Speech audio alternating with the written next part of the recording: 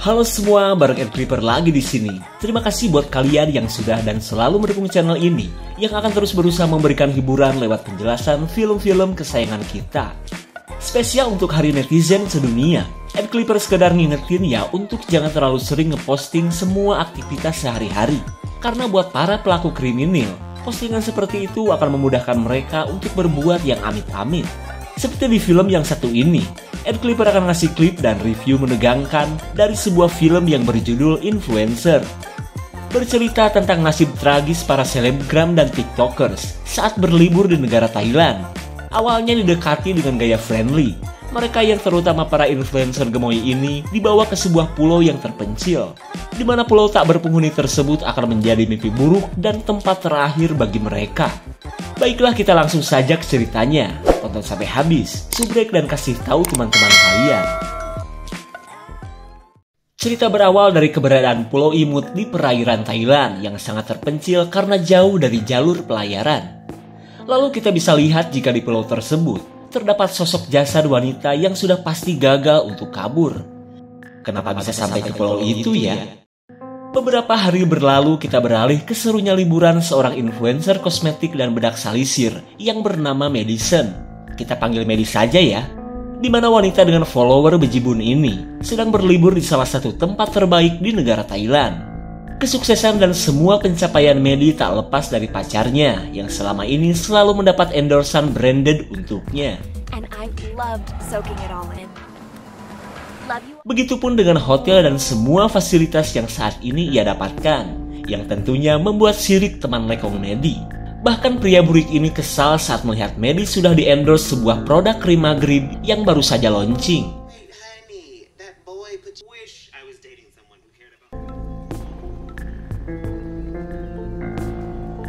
Di malam harinya, Medi ngadem di sebuah bar dan sudah pasti pamer minuman gak enak tapi yang penting mahal. Keberadaan Medi yang gelemoy atau glamor dan gemoy langsung membuat om-om gabut auto mendekat. Akan tetapi Medi yang sudah high class tidak mungkin mempan oleh rayuan si om yang katanya bisa ngajak jalan-jalan. Usaha si om yang membuat Medi risih akhirnya menarik perhatian turis cantik dengan tanda lahir yang ada plok di wajahnya. Lalu wanita bernama Siwi ini berkata jika ia lebih tahu daerah ini daripada turis manapun. Dan ketika ia berniat ngadem di tepi pantai, Medi langsung ikut daripada digomel orang tua gak jelas. Pertolongan spontan dari Siwi jelas membuat Medi merasa lega. Apalagi sikap Siwi yang mudah akrab membuat Medi seolah punya teman baru. Lalu Siwi berkata jika di daerah ini banyak pria hidung loreng yang doyan berburu turis-turis cantik. Meskipun Medi tidak takut, tapi ia kesal karena liburannya bakal bete karena cuma sendirian. Ia pun ngomongin kelakuan pacarnya yang telah membatalkan liburan ketika mereka sudah mau berangkat.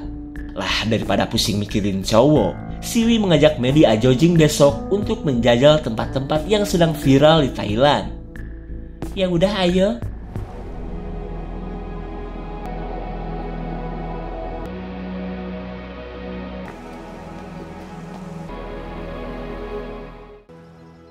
Medi benar-benar kagum saat menikmati sunrise di pesisir Taitung yang belum diketahui oleh banyak orang. Tempat ini pun tak mungkin dilewatkan Medi untuk dipamerin kepada para followersnya. Namun kebiasaan Medi yang selalu ngevlog membuat Siwi super malu. Ia pun mengaku jika dari dulu dirinya gaptek dan tidak pernah pede di depan kamera.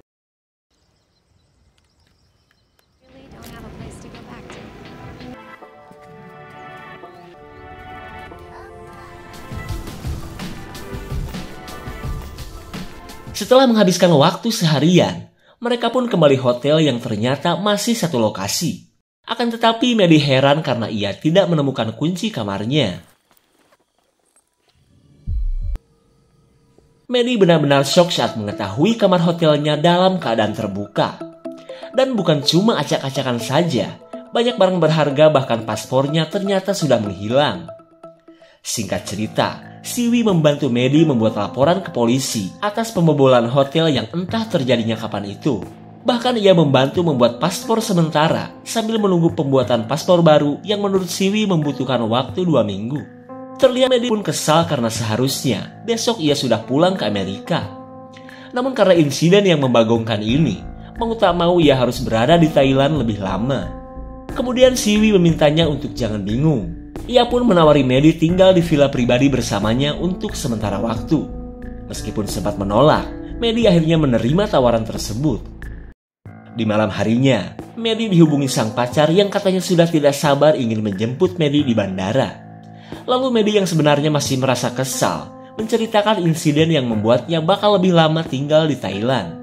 Tapi bukannya prihatin kepada Medi, si pacar yang bernama Ryan malah menyalahkan Medi yang menurutnya teledor. Ya makin bete dong, dan karena malah berlanjut cekcok, Medi akhirnya minta putus dan mengakhiri obrolannya. Di keesokan harinya, petualangan Medi berlanjut sambil menuju salah satu villa milik Siwi. Terlihat Medi pun berusaha bahagia di tengah nasib apes dan karir asmaranya yang malah rungkan.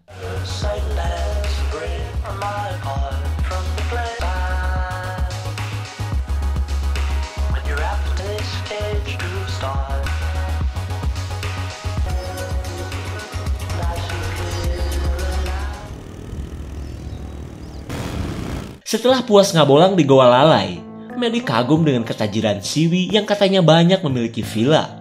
Kemudian Siwi berkata jika besok ia punya petualangan yang lebih seru lagi untuk mereka jajal. Dan tanpa berlama-lama, kita langsung saja ketika masih subuh, Siwi mengajak Medi untuk menuju sebuah pulau. Wah, pulau yang mana tuh? Namun ketika Medi ingin memposting petualangannya, seperti biasa Siwi langsung melarang apalagi sambil mengambil gambarnya. Masih jauh ini teh.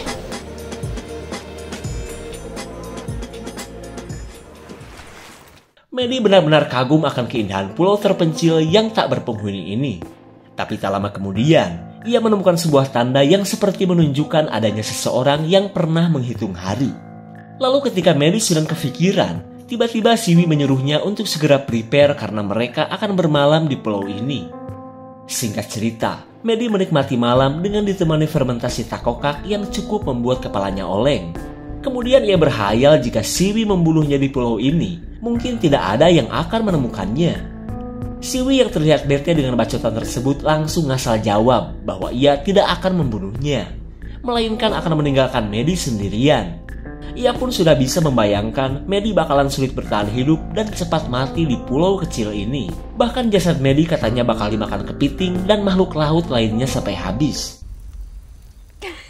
Medi sangat terhibur karena mereka begitu kompak ketika sama-sama berfantasi yang mengerikan. Tapi karena sudah terlalu malam, mereka pun akhirnya tidur bergaya lesehan di pantai. Di keesokan harinya, Siwi yang sudah bangun duluan nekat membawa barang-barang terakhir milik Medi. Bahkan ia benar-benar meninggalkan Medi sendirian seperti yang semalam ia katakan.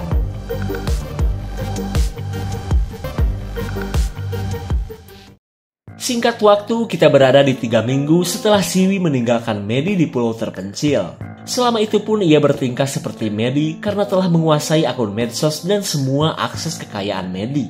Bahkan saat ini Siwi telah menempati villa baru yang telah diberikan oleh Ryan. Karena ternyata Siwi melek teknologi hingga mampu berkomunikasi dengan follower dan Ryan si pacar sekaligus manajer Medi itu. Tak tanggung-tanggung, selama ini ia berdandan dan berpura-pura seperti Medi sang influencer yang selalu eksis. Lalu ia mengedit sedemikian rupa agar tai kebo di wajahnya bisa tertutup dan merubahnya menjadi wajah Medi. Kemudian Siwi membuat sebuah postingan bahwa mulai dari saat ini, Medi akan berhenti dulu menjadi influencer dan akan tinggal dulu di Thailand. Di mana semua itu ia lakukan untuk menghilangkan jejak dan fokus menikmati kekayaan Medi. Nah, itu tujuannya.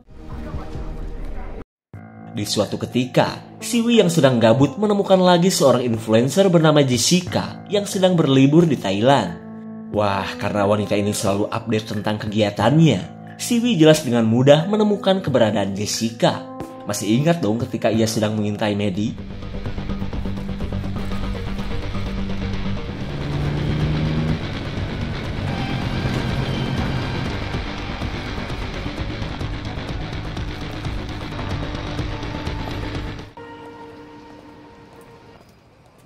Setelah berhasil membuntuti Jess, Siwi dengan gaya si paling tahu segalanya berkata jika patung yang akan dibeli Jess itu palsu.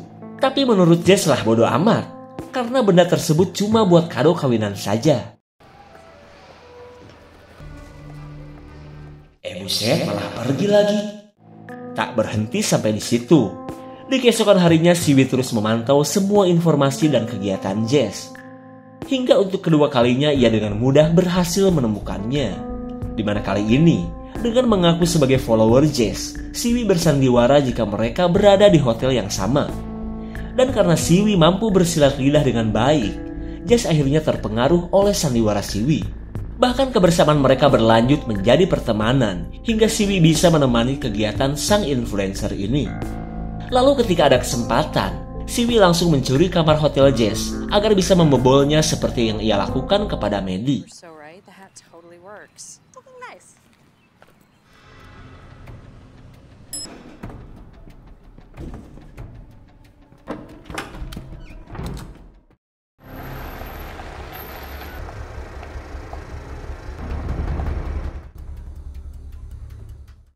Setelah berhasil melakukan kejahatannya, Jess yang juga kehilangan paspor akhirnya berhasil dibawa Siwi ke villa. Tapi tiba-tiba Siwi kaget saat ia menemukan banyak bunga, seperti persiapannya orang yang akan berkencan atau melamar.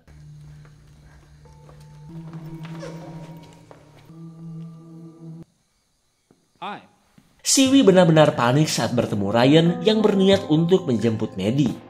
Lalu dengan mengaku sebagai teman Maddie, Siwi mengatakan jika pacar Ryan itu sedang pergi entah kemana. Sadar hubungannya sedang kacau, Ryan pun dengan mudah dikibulin. Akan tetapi ia akan tetap tinggal di villa sementara waktu, sampai bertemu dengan Maddie. Di keesokan harinya, Siwi melakukan segala macam cara agar Ryan segera kembali ke Amerika. Lalu dengan menggunakan sebuah program, ia melakukan panggilan palsu lengkap dengan suara Maddie yang marah-marah dan menyuruh Ryan untuk pulang.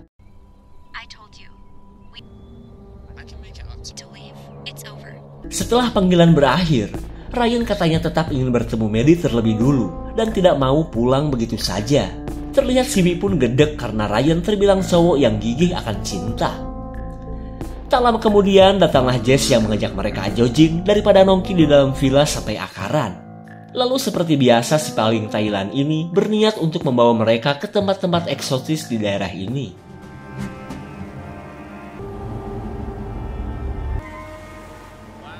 Di tengah keseruan Ryan dan Jess, Siwi khawatir ketika mendengar Ryan menceritakan pembobolan villa yang dialami oleh Maddie.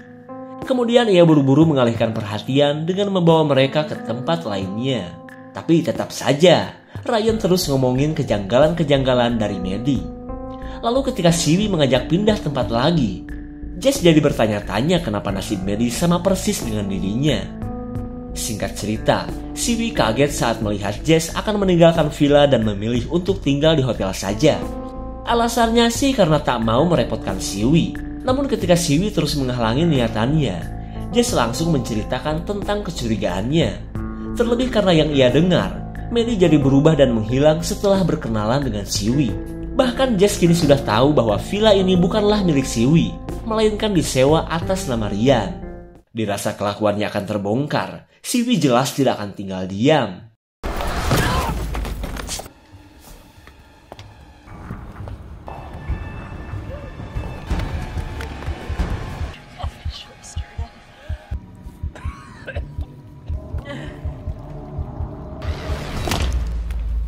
Setelah menghabisi Jess, Siwi tinggal membuang jasadnya ke pulau dan menikmati semua harta kekayaannya.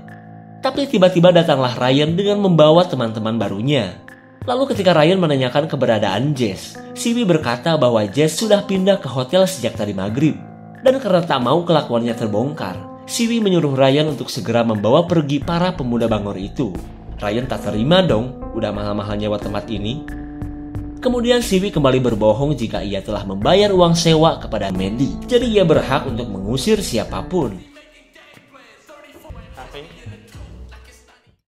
Ketika tengah malam, Siwi berniat untuk menghabisi Ryan karena dianggap cuma menghalangi kesenangannya saja.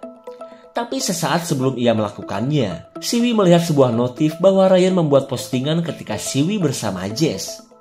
Jelas panik dong, karena bisa saja suatu saat identitasnya akan terbongkar. Kemudian Siwi memikirkan cara agar ia bisa menghapus postingan tersebut. Di keesokan harinya, Ryan melihat Siwi yang sebenarnya baru saja membuat postingan palsu di akun Maddie. Lalu tak berselang lama, Ryan melihat postingan tersebut yang memperlihatkan bahwa saat ini Maddie sudah punya pacar baru. Ryan yang langsung galau kronis pun dijadikan kesempatan oleh Siwi untuk melakukan rencananya.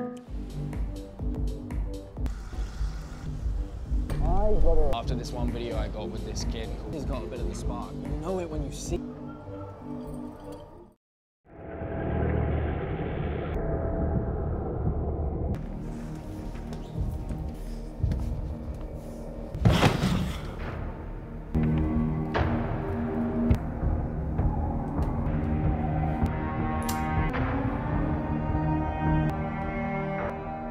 Setelah menghapus postingan, Siwi pun merasa lega karena ia merasa identitasnya tidak akan pernah terungkap. Lalu di keesokan harinya, Siwi mengantar Ryan ke pelabuhan tanpa perasaan khawatir seperti sebelumnya. Sementara Ryan sampai saat ini masih belum percaya akan sikap Maddie yang berubah drastis dan berbeda dari biasanya. Selang beberapa saat, Siwi membakar pakaian milik Maddie berikut paspor yang telah ia curi. Karena mulai saat ini ia akan berperilaku seperti Jess dan menikmati semua kekayaannya. Namun tanpa ia sadari, Ryan menunda kepulangannya karena ingin mencari dulu sang pacar di sebuah bar tempat Maddie selfie bersama pacar barunya. Tapi jelas saja, ia tak mungkin menemukannya.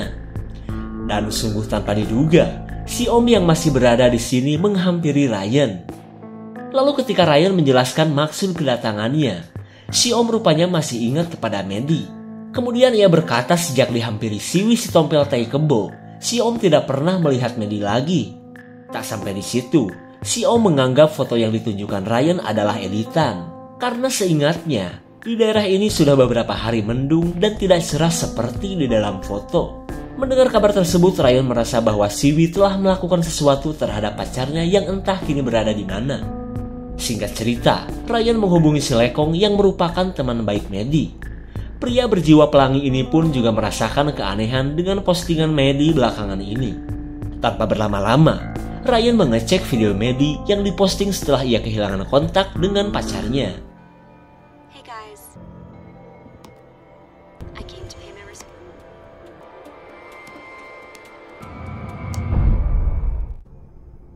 Setelah semuanya terungkap, di keesokan harinya Ryan mendatangi tempat Siwi yang terlihat sepi. Kemudian ia menemukan buku harian Maddie yang menceritakan perjalanan ke sebuah pulau. Dan di akhir cerita, Maddie menerangkan bahwa di pulau terpencil itu, siapapun akan merasa terisolasi. Lalu tiba-tiba Ryan mendengar suara seseorang yang datang. Singkat cerita, Ryan menanyakan Maddie dan keberadaan pulau yang pernah dituliskan oleh pacarnya itu. Ia pun kini bisa menebak bahwa Siwi adalah orang yang selalu memanfaatkan para turis untuk bisa hidup enak. Ya karena sudah terungkap, Siwi yang sudah tak berdaya langsung mengantarkan Ryan ke pulau itu.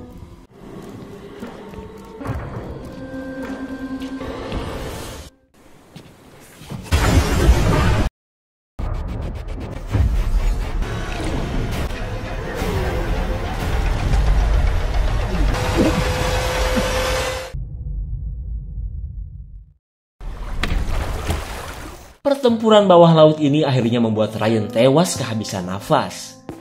Lalu di keesokan harinya, Siwi membawa jasad Ryan dan Jess ke pulau untuk dikubur seperti yang biasa ia lakukan terhadap para korbannya.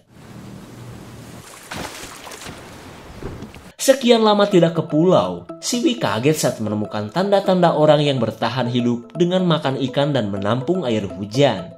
Lalu ia menemukan coretan seseorang yang sepertinya sedang menghitung hari.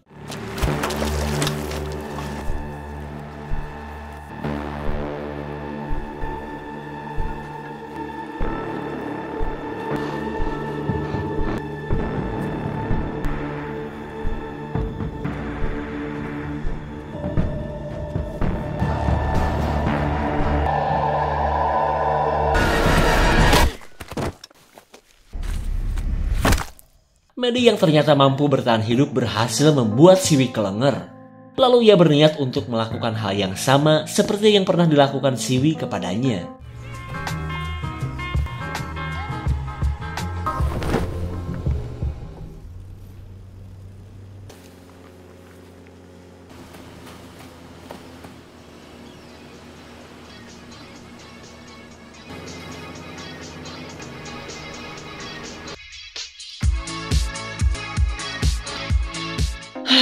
Ending yang bikin kecewa kan? Karena ternyata Maddie tidak menghabisi Siwi seperti yang kita inginkan. Semua orang bebas berpendapat. Cuma jika sampai Maddie membunuh Siwi, mungkin Maddie tidak ada bedanya dengan peran antagonis di film ini. Terlepas dari kelakuan Siwi terhadap Jess dan Ryan, Maddie sebenarnya telah melakukan cara yang benar dengan membalas perbuatan Siwi sama seperti yang ia terima. Film-film sekarang memang sedikit berbeda dengan kebanyakan film jadul yang selalu menampilkan adegan monster meledak atau kematian tokoh penjahat di akhir film. Mungkin biar para penonton merasa puas kali ya. Tapi kita gak dikasih jawaban nih tentang nasib Siwi setelah menempati pulau itu. Apakah tewas kelaparan? Atau kawin dengan kepiting dan membina rumah tangga di pulau ini? Jika ada tambahan, komen guys ya. Segitu saja untuk klip dan review kali ini. Tonton video di Clipper lainnya ya. Terima kasih dan sampai jumpa.